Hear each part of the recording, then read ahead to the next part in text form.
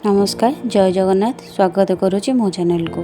आज मु आपण मानक देखिए प्रसारुणी पत्र बरा एबे चलतु करवा। किसी प्रसारुणी पत्र को धोईकी रखी। प्रसारुणी पत्र औषधीय गुण बहुत रही। गैस भल। बर्तमान मु 2 कप अरुआ चाउल बतुरे देली। आपण इच्छा अनुसार उषुना चाउल बतुरे करें। बतुरे अरुआ चाउल और प्रसारुणी पत्र को भल भाव बाटी देछि। बटारे किसी पियाज छोट छोट कर काटिकी देछि।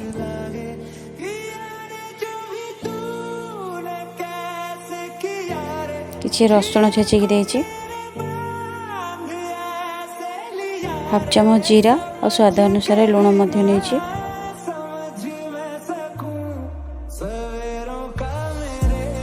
हाफ चमच हलदी गुंड 1 चमच लंका गुंड देछि। एबे ताको भल भाव गोलेबा। एबे गैस रे तवा गरम करी तादरे तेल लगेबा।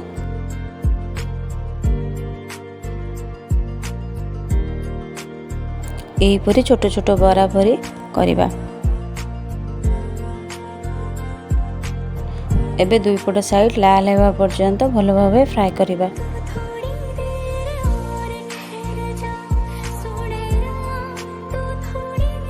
एबे देखंतु हे जाईची। वर्तमान ताको 2 पट तेल दे 2 पट साइड भल भाव फ्राई करिया।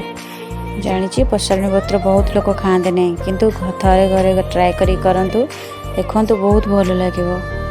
एथिरे औषधीय गुण थिबारु देह बहुत भल जिनसटे घरे थरे ट्राए करंतु। कमेंट सेक्शन में मत जणांतु केमिति लागिला। मो चैनल को लाइक शेयर सब्सक्राइब करिया को जमा भूलंतु नहीं। नमस्कार।